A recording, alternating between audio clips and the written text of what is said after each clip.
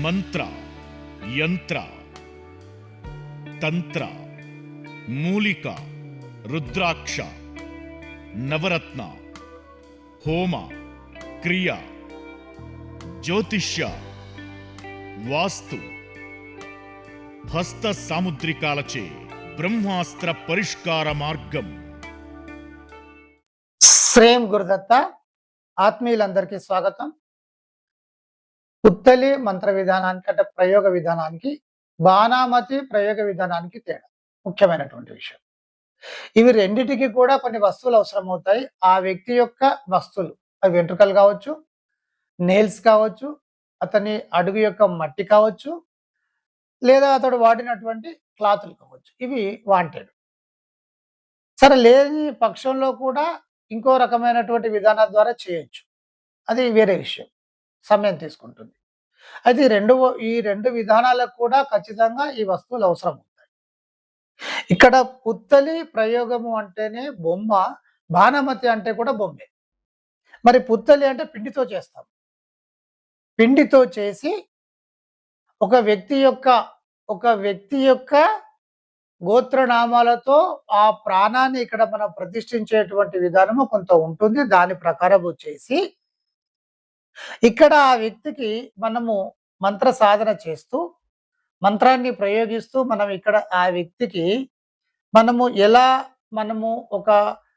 ఇప్పుడు చెప్పుల మొలలు కూడా వాడుతుంటాం. తర్వాత నీడిల్స్ ఉంటాయి కదా, గుండు పిన్నులు అంటాం కదా, వాటిని కూడా వాడుతుంటాం. గతంలో అయితే ముళ్ళు, సర్కారు తుమ్మ ముళ్ళు ఇలాంటివి వాడేవారు. ఇది వాడుతుంటారు. ఇలా వాడుతూ ఇక్కడ ఇబ్బంది పెడుతూ ఉంటే ఈ పుత్తలి ప్రయోగ విధానంలో అక్కడ ఇబ్బంది అనేటువంటిది జరుగుతూ ఉంటుంది. అలాగే ఇక్కడ ప్రాణప్రతిష్ఠ చేసిన తర్వాత కూడా ఒక శక్తిని పంపించినట్టయితే ఆ వ్యక్తిలోకి కూడా శక్తి పోవడం అనేది జరుగుతుంది. ఇది కూడా ఒక విధానం. ఇది కూడా ఈ పుత్తలి ప్రయోగ కిందకి వస్తుంది. ఇదొక విధానం. అయితే ఇది పిండితో చేస్తారు. ఈ విధంగా దీన్ని సంధించడం అనేది జరుగుతుంది.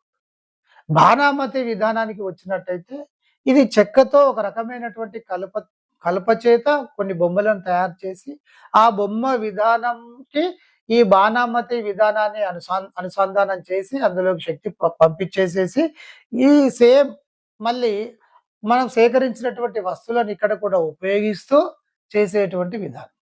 దీనివల్ల ఒక వ్యక్తికి పిచ్చి లేపడం జరుగుతూ ఉంటుంది. చాలా సైకలాజికల్గా బాగా డిస్టర్బ్ చేయడం జరుగుతూ ఉంటుంది. ఇలా ఉంటాయి.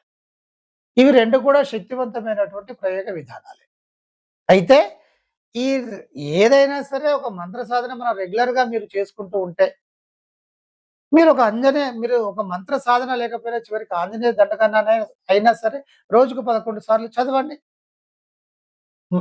అన్నిటికీ ఇప్పుడు మంత్ర ఉపాసన, హోమం చేసి ఇవ్వాలి, మంత్ర సాధన, మంత్ర ఉపదేశము, లేదా కొన్నిటిని జనరల్గా కూడా ఇవ్వచ్చు. వీటన్నిటికీ మనకు ద్రవ్యం అవుతుంది, ఖర్చు అవుతుంది అని అనుకున్నప్పుడు ఖర్చు లేనటువంటి విధానంగా మనం ఆంజనేయ దండకాన్ని రోజుకు 11 సార్లు భైరవ అష్టకం కానీ, దేవి ఖడ్గమాల కానీ ఇలా మనం చేయొచ్చు. ఇంకా నేను కొన్ని వీడియోలలో మంత్ర ఉపదేశము లేకపోయినా సరే మనము చేసేటువంటి కొన్ని మంత్ర సాధనలు ఇలా చేసుకోవడానికి కూడా సమస్యలు వస్తే ఇలా చేయండి అని కూడా పెట్టడం జరిగింది. వాటిని ఉపయోగించుకోండి. లేదంటే శక్తివంతంగా మంత్ర ఉపదేశం తీసుకోండి. దీంట్లో కూడా మనకు హోమం చేసి ఉంటుంది, హోమం చేయకుండా కూడా ఉంటుంది. శక్తివంతమైనటువంటి సాధనలు ఉంటాయి, అత్యంత శక్తివంతమైనటువంటి సాధనలు ఉంటాయి, ఇక ఎదురులేనటువంటి సాధనలు కూడా ఉంటాయి. మీరు ఏ స్థాయిలో చేయగలుగుతారు అనుకునేటువంటి దాన్ని బట్టి మీరు చేసుకోండి. అంతిమంగా మీరు తెలుసుకోవాల్సినటువంటి విషయం ఏంటంటే, మీరు గొప్పవారు కావాలి, మీరు ఎదగాలి, మీరు సంపాదించాలి, ఒక ఉత్కృష్టంగా మీరు ఒక ఉన్నతమైనటువంటి స్థానంలో ఉండాలి. ఒక మనిషికి ఇవన్నీ అడ్డం వస్తాయి. మీ ఆలోచన విధానం కూడా అడ్డం వస్తుంది. మీ భావన సరిగ్గా లేకపోయినా, మీరు సెల్ఫ్ డిస్ట్రాయ్ అయినా అది కూడా మీ జీవితానికి అడ్డుగా మారుతుంది. కనుక మీరు జాగ్రత్తగా ఉండేటువంటి ప్రయత్నం చేయాలి. ఈ బాణమతి చెక్కతో చేసేటువంటి విధానం కనుక ఇదేమో పిండితో చేసేటువంటి విధానం. మనం ఏ ప్రయోగమైనా సరే, ఏదైనా సరే రాకముందు జాగ్రత్త పడడం అనేటువంటిది అన్ని విధాలా శ్రేయస్కరం. వచ్చిన తర్వాత వీటిని తీసేయించిన తర్వాత మంత్ర సాధన చేసుకుంటూ ఉంటే, ఇక మళ్ళీ ఇంకొకసారి రిపీట్ అయ్యేటువంటి అవకాశం ఉండదు. మీరు చాలా ఉన్నతంగా వెళ్ళేటువంటి అవకాశం ఉంటుంది. ఈ చికాకు లేకపోతే మీ ఆలోచన విధానం అంతా, మీ కాన్సంట్రేట్ అంతా కూడా, మీ ఫోకస్ అంతా కూడా మీ లక్ష్యం మీద పెట్టుకుంటే లక్ష్యాన్ని ఈజీగా చేరుకునేటువంటి వారవుతారు. లక్ష్య సాధనకు కూడా మంత్ర సాధన చాలా గొప్పగా ఉపయోగపడుతుంది.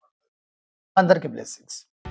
మంత్ర, యంత్ర, తంత్ర, మూలిక, రుద్రాక్ష, నవరత్న, హోమ, క్రియ, జ్యోతిష్య, వాస్తు, హస్త సాముద్రికాలచే బ్రహ్మాస్త్ర పరిష్కార మార్గం.